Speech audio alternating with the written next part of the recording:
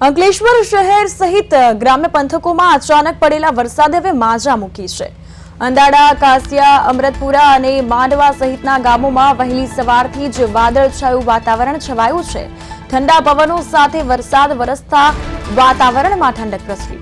અચાનક બદલાયેલા હવામાનને કારણે આ વિસ્તારના ખેડૂતોમાં હવે ચિંતા ફેલાઈ છે, કારણ કે ઊભા પાકને ભારે નુકસાન થવાની ભીતિ વ્યક્ત કરવામાં આવી। તો આ વાદળછાયા વાતાવરણ વચ્ચે વરસાદી માહોલ જામ્યો છે। ઠંડા પવનો ફૂંકાયા। અંકલેશ્વરમાં અચાનક વરસાદે માજા મૂકી। અંદાડા, કાસિયા, અમૃતપુરા, માંડવા ગામોમાં વરસાદ, વાદળછાયા વાતાવરણ સાથે ઠંડા પવનો ફૂંકાયા છે। વરસાદથી વાતાવરણમાં ઠંડક, ઊભા પાકને લઈ ખેડૂતોને નુકસાનની ભીતિ।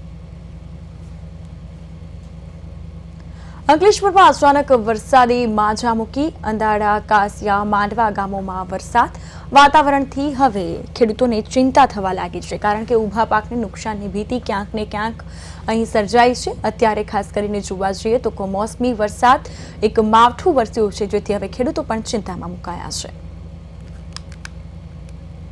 વધુ વિગતો સાથે અંકલેશ્વરથી સંવાદદાતા સુનિલ ફોન લાઈન પર જોડાઈ ગયા છે। સુનિલ, અહીં અંકલેશ્વર સહિત આસપાસના ગ્રામ્ય પંથકોમાં વરસાદી માહોલ જામ્યો છે। કેટલા વાગ્યાથી વરસાદની શરૂઆત થઈ, કેવો માહોલ?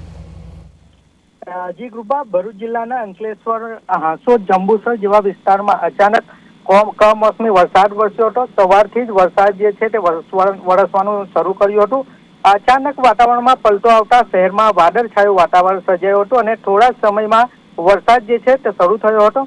આ સપ્તાહમાં બીજી વખત માવઠું પડતા ખેડૂતોમાં પણ ચિંતા ફેલાઈ ગઈ છે।